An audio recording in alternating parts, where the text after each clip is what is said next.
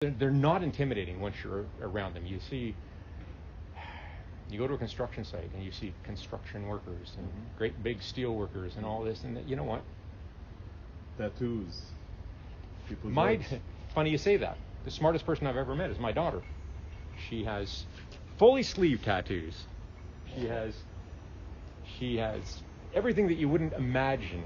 So my position on tattoos has changed dramatically over the years. And because an iron worker has tattoos, this project about 4 years ago, the curtain wall contractor is a company called Jangho. This was 1 York Street, the Sun Life Towers. It was two buildings right at the foot of York and Harbour.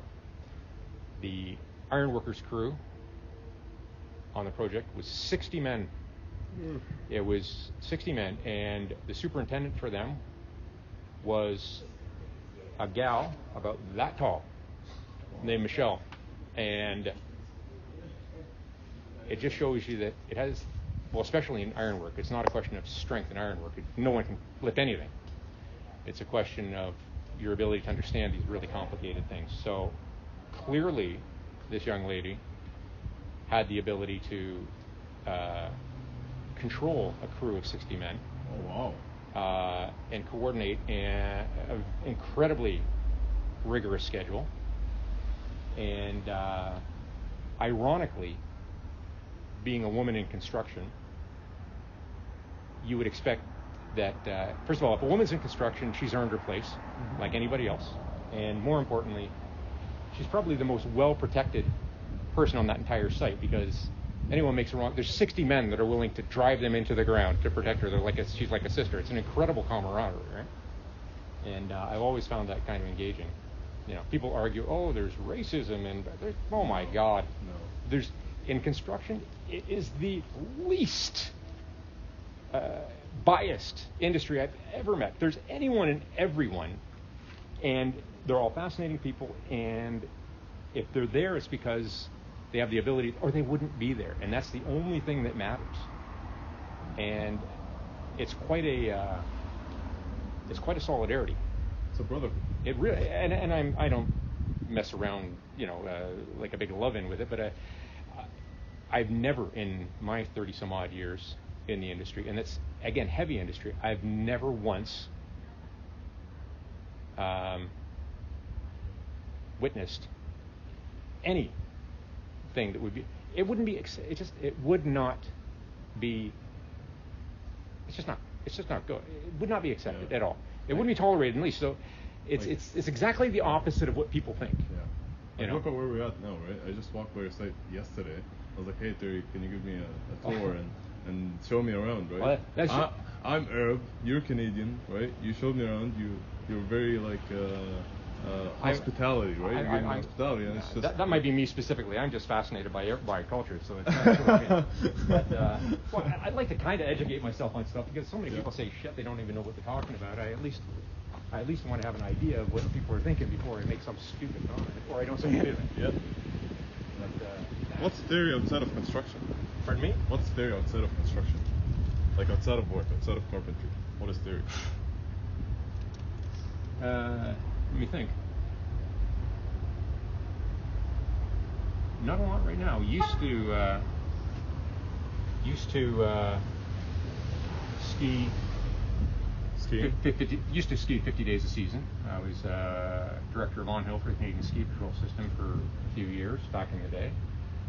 We had a habit of attempting to kill ourselves at least 3 times a year by going to places we had no business being, but the result was I probably skied everywhere in the world. Wow.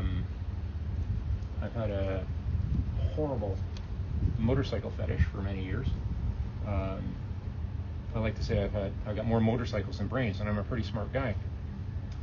So much so that my son competed competitively around the world as a pro racer. When I say around the world, I mean he has raced everywhere. He has raced in the Nürburgring in Germany. He's raced in Silverstone in England. He's raced Phillip Island, Australia. He's raced Estoril in Portugal. He's raced Montebello in Spain. He's raced Circuit of the Americas in the U.S. He's raced Mosport and he's raced everywhere, and he retired at the age of 14. Wow. Retired. So that was a passion for a few years. But like everything, my street bike riding days, again, the industry just kicks the hell out of you. So the race bikes are the most uncomfortable thing on the planet to sit on. So they're gone. I'm not allowing for my son's race bikes. We probably at one point we collected them. You showed them pictures. Yeah, exactly. So beautiful. we probably had, I think, at 9 or 10, but they've been since sold off to finance, again, my daughter's medical program. The only one in my family that still owns a motorcycle is my wife. That's fine. Well, you own this truck. No, these aren't fun. The motorcycles were fun. I know. So in terms of fun stuff, that was it. You know what? It's everything has its time, right? Terry, in one word, what would it be? What one word would describe Terry the best? One word.